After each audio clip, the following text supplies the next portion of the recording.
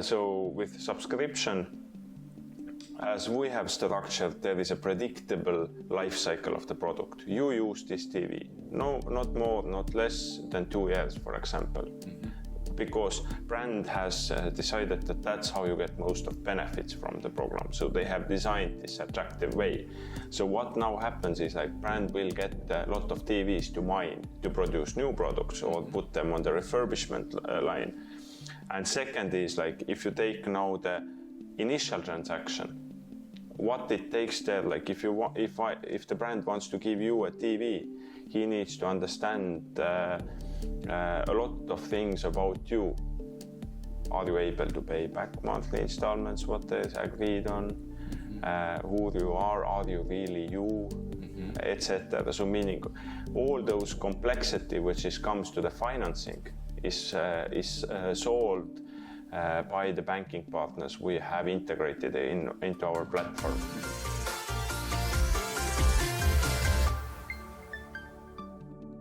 So, Hendrik, thank you so much for coming and meeting us. It's great meeting you this morning. Nice to meet you. Okay, just before we start, tell us just a little bit about you, who you are and what you do. I'm Hendrik. Have been interested and passionate about financial technology, which goes around products already almost 2 decades. Have been doing businesses related to this across Europe, little bit also in States. Was part of the Y Combinator in 2016 summer batch, etc. So have been on this space for a long time. Right. And last more than 4 years, we have built out a subscription platform called Fairown, which helps brands and retailers turn more circular. So enable circular economy for the physical products. So that's what I'm doing. Okay. So I'd like to unpack that a little bit more as we go along, because there's a number of interesting concepts that you mentioned there. But before we get to that, tell us what is Fairown's core value proposition and what problem is it solving in the market? So Fairown is a financial technology company enabling circular economy. So linear economy is the one which we see around us now, where the products are produced and it takes like 95% energy cost to produce a product, like from the 100%, 95 is on production. And now this product is used by you. Would it be this one on the table or this one on the wall? Nevertheless, they are used sometime and then they are like forgotten. So you don't want to use them anymore because they become slow. You put them on the drawer, you try to give it to your kid, but he or she don't want it, etc. And this goes basically waste. The value goes waste. A lot of silicon chips are going to waste, lot of metal frames, everything what could be useful. It could be useful for the next user, it could be useful for to use again to produce a new product. But we are wasting it. That's called the linear economy. Right. So we are now bending this linear line into circle, which basically enables the brands who initially produce those products, would it be Apple's or would it be Samsung's or LG's, get those products back to the different kind of production line, not the one which is taking metals and making a product, but the one which is taking old products and enables them to have old products, to mine old products to make new products. So they would first innovate, they would make the revenues their own shareholders, but they would also become more circular. Right. Because currently they have no way to see their own production ever. Okay. And perhaps for people that have not heard the term of circular economy before, can you explain what's the difference between a circular economy and what we have come to know as recycling? Like circular economy is a concept of having no waste. Yeah. In that sense that you have a product, it's used, it's recycled, and the components are reused again. So meaning that it's like a closed loop. Nothing drops out of this loop. Okay. If you take now recycling, recycling is just specific process, which can happen also and should happen within the circular economy. Right. But it's just basically recycling means taking this product into components and using those components like somewhere else. Mm-hmm. But there is a recycling, there is a refurbishing, they are all elements of circular economy. Got it. That's the main difference. Okay. And then let's just unpack one of the other concepts that you introduced at the very beginning, which is the subscription economy. I think we all are familiar with some subscription services. We have Netflix and we have Apple and Spotify and that sort of things. But can you define in your terms, what do you mean by subscription when you talk about subscription platform? I was looking for this definition for a quite long time. Uh-huh. And surprise, where did I found it? I found it on Wikipedia. Right. Because people often talk about subscription, but when they talk about subscription, they think about the rental, they think about all kinds of things. But when you look a little bit more closely, what it means tells in Wikipedia, it's paying for access to some kind of value. So it comes from newspapers, so meaning you pay the monthly subscription to have a newspaper coming to your post box. Like that was historically where the word got started. And now we got used to have those digital services as a subscriptions, like a Netflix and the Spotify and etc. And paying for the access is basically how it's defined. And now when you take the physical products, like how do you can enable it for those ones, the TVs and the laptops and the phones and the gaming PCs and the fridges and the appliances and all those stuff what we all have in homes, for example. Mm-hmm. So how do you do that? What are the options? And then you come into the concepts like what possibly could be there, like would it be leasings, would it be rentals, would it be buy now, pay later with something else, etc. So subscription is access to value, if you wish, to have this definition outlined as it is. Okay, and so how does Fairown enable its customers to benefit from the subscription economy? So if we look who are our customers are brands, retailers, the ones who actually know those products best. Mm-hmm. And they kind of know already a long time ago that customers are watching Netflix. That's not the news for them. The question is like, how do I make my TV, use my TV as a Netflix program? How do I do a laptop like that, phone like that, etc.? So the demand from the consumers has been there already some time. The ability to fulfill this demand haven't been there so far because we are still know that most of the products are purchased regular way, you just online, offline, whatever the channel is.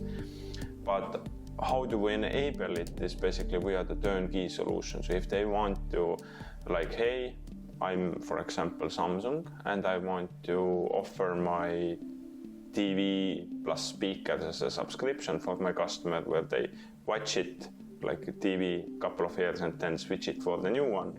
So we enable to plug and play this solution across 8 markets, currently soon more markets, so they can run those programs on our platform. Right. Okay. So I think we're going to be jumping back and forth between subscription and between circularity, because I think there's a number of things here to clarify. So the question I have is, if I was cynical about the way in which we produce products, I would say that the whole idea of not being able to circulate a product is a feature of the business model, right? The obsolescence is built into many of the things that we buy because that's how companies make money. Now, how do you combine scalability with the idea of circularity, and how can companies grow, steal their profits and their margins, and keep their stakeholders happy in a circular economy? That's a very good question. So it depends how the circular economy is delivered. It can be delivered a couple of different ways. As I mentioned, there is a rental model, there is a leasing model, there is a like the model what we are doing. So basically our model enables brands still to keep the sales revenue, because that's how the income statements and balance sheets are built up. So for them the shift is simple from the sales side, and they have enough time because there is a cycle, so the products are not gonna come to the brand back like tomorrow. Like with the rental model, you give some product to customer, you don't know when he gives it back to you because it's a rental. It might happen tomorrow, it might happen never. So with subscription, as we have structured, there is a predictable life cycle of the product. You use this TV, no, not more, not less than 2 years, for example. Because brand has decided that that's how you get most of benefits from the program. So they have designed this attractive way. So what now happens is like brand will get a lot of TVs to mine to produce new products or put them on the refurbishment line. And second is like if you take now the initial transaction, what it takes there, like if the brand wants to give you a TV, he needs to understand a lot of things about you. Are you able to pay back monthly installments, what is agreed on, who you are you really you, etc. So meaning all those complexity which comes to the financing is solved by the banking partners we have integrated into our platform. So imagine that we come to new market, we first integrate with the banking partner who will do all the needed checks plus all the financing too. And now this integration is in the place, and brand typically is selling globally. So our customers are the ones who have like 100 or 150 different markets, each having different regulations, each having different like nuances if you want to credit somebody. So basically we have the local experts, we have the local banks integrated into our platform on one hand, and the other hand is like the ones who have the huge distribution power, like the Samsungs and the LGs and the Apples and those kind of players. Right.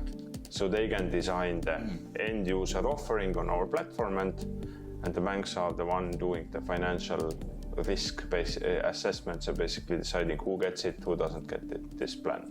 Right. Okay, that's really interesting. So, if let's get really practical. So, for me as a consumer, as someone that buys electronics and clothes and maybe a TV every few years, what benefit can I experience, or what will I be able to do differently thanks to the availability of services like Fairown that I couldn't do before? I will bring you a practical example from one of our first global customers. There is a tool company, Stihl, in Germany, who is producing from chainsaws to all kinds of stuff. And they are also like a very big player in robot lawnmowers. The ones which, if you have a private house and you don't want to lawn your grass, basically, then you get this machine. Yeah. If you want to get this machine, it takes, somebody needs to actually come and put the wire around your garden so the machine would know where where to go. Right. And what you should also do is in the winter time, for example, it needs some maintenance. It should be, and because Danish people, for example, they have like rather small houses. They don't want to have this thing lying around in the winter, taking a garage space.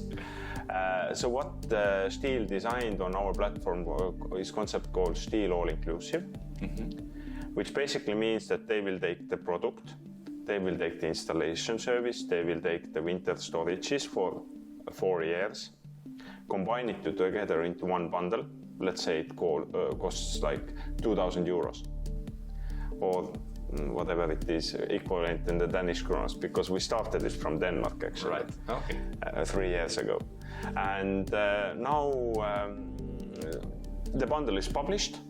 The bundle has like attractive monthly price point, and the value proposition is basically click this button, you have all this covered, and you never need to pay the full bundle value, because what we do is we will split this bundle value with 60 equal payments and so 5 years.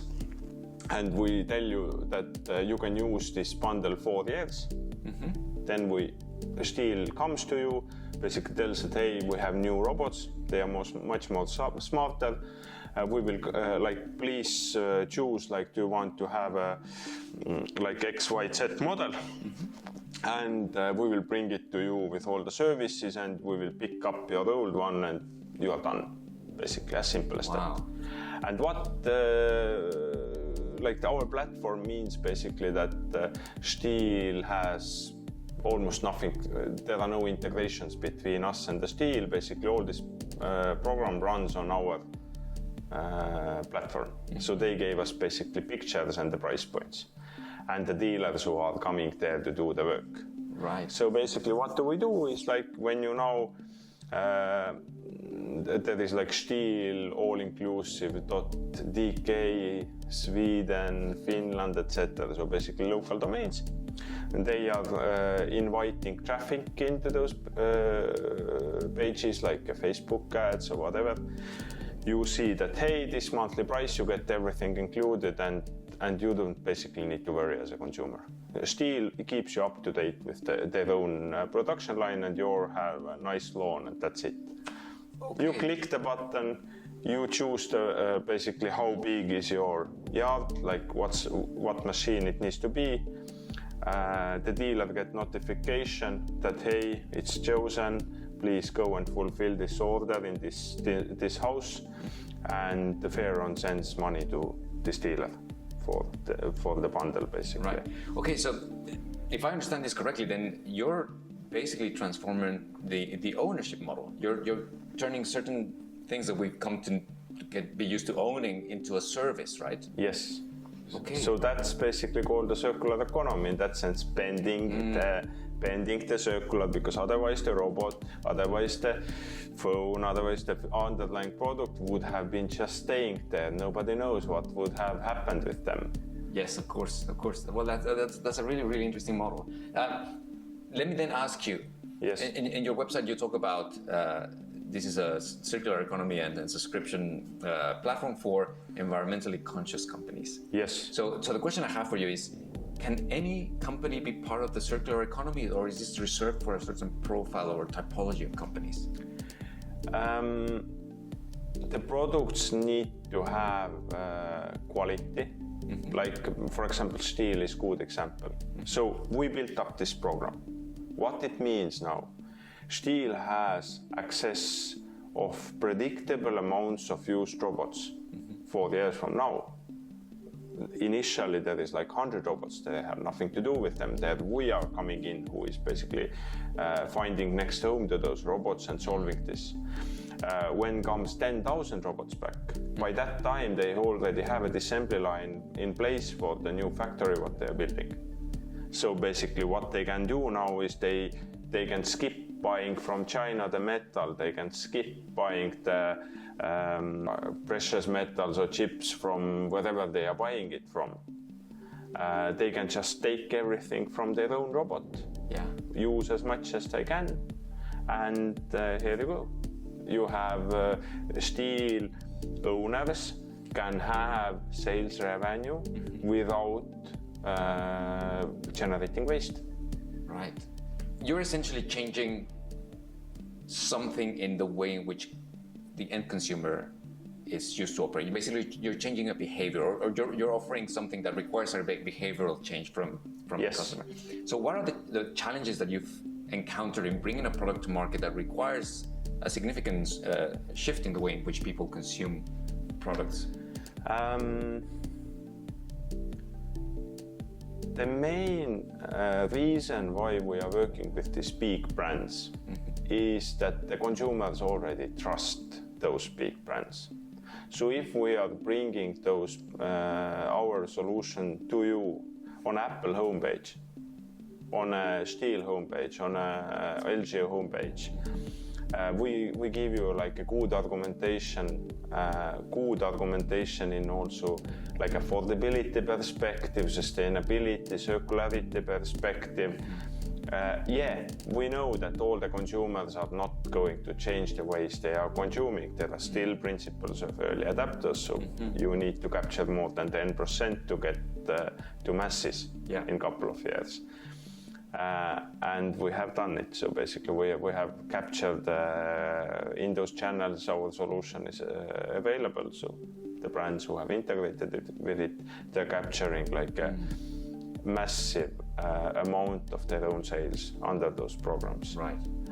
So the main, like if you ask what is the main problem, I would say it takes time to consumers to like understand it, to understand that that's why, for example, our program has different names in different partners. So Steel calls it all inclusive. So think about the hotel where everything is included. For the monthly, for a price point, and you basically just care about your lawn being nice. That's basically the underlying value proposition. And you want, like, do you really want to think about the services, what you need to get this thing done? Do you want to choose them?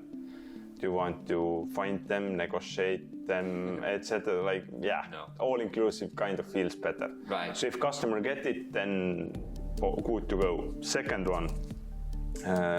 Second largest consumer electronics retailer, Komplett, who is especially biggest in Norway, but they are second biggest across Nordics. So they integrated with us into Komplett.Norway and Komplett.Sweden. Webhallen is to follow on this autumn. Concept called Flex, which basically means that you can get your iPad with a purchase, or you can take it on a flex. What the flex means, basically that you get the product, but you also get some additional flexibility, which basically means you use it a couple of years and then Komplett invites you to choose your new iPad, and you get your new iPad, then you do the data transfer, etc., and then you hand back the used iPad to us, basically, which will now offset your outstanding balance for the used iPad if you kept in a good working condition and sent it to us.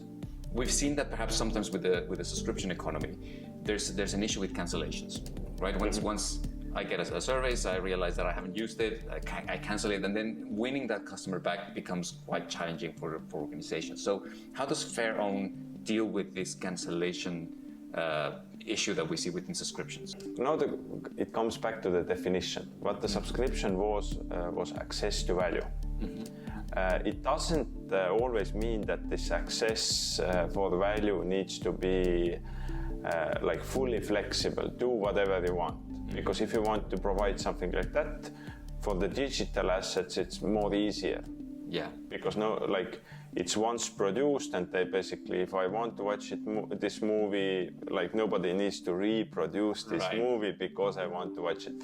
With the hardware, it's different. Because it has a lot of work already put into this. So basically, what we are doing is we are putting this flexibility into like a frame. So yes, you can get out of this plan early or late, but then you basically end up paying the retail value of whatever was there, or basically you are getting less savings if you don't follow this program.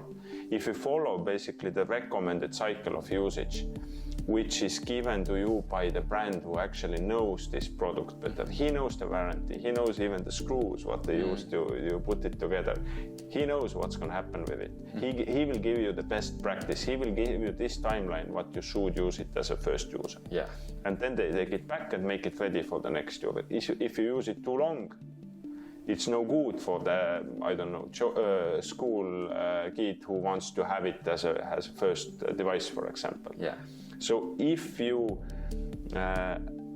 it's not about providing ultimate flexibility. It's about being a good citizen in that sense, taking good care of the 95% of the energy what was put into this product. So it's less to do with, hey, I don't want it anymore. Yeah. It's more to do like, hey, it was like expensive thing for the environment to put together this product, because just giving you one example, if you take iPhone, can you guess how much water is used to produce one iPhone? 80,000 liters. 80,000 liters per Yes. iPhone? Yes, and that's on your, it's on your table basically. It's 80,000 liters, 80,000 resources of our joint. Like water is not coming from anywhere. It's like our water on the globe, and you have it. And now you better take a good care of this product. What's on your possession, and use it according to the guidelines of the one who actually made it. And then hand it further in a good working condition for the next user who can still use it for a couple of years. And then let's make sure that it doesn't stay in somewhere like, I threw it in the box for the extra phone. Like, it's like 80,000 of liters now. It's there. It's losing value. That is, and if it goes to the, waste just like that, it will end up also in the landfill, and so you end up generating even more problem than you took 80,000 liters of water and that here it is. Wow, that really puts things into perspective. Let's switch gears a little bit now. I want to ask you, what would you say is the difference between a fintech that is part of a circular economy and another type of fintechs? I would even put the fintechs into like more wider categories. So meaning there are companies who are built to profit their owners, profit their investors, profit basically the ultimate beneficiaries of those companies, let's put it. And they are doing it by providing value to a customer. For example, selling something. I bought the coffee downstairs. They sold me coffee. I gave them money. Basically, they gave me value. They can give the return to the coffee shop owner. Basically, there are that kind of companies, and I would say that currently in the current world, it seems that those are the most kind of businesses. There is no other dimension there.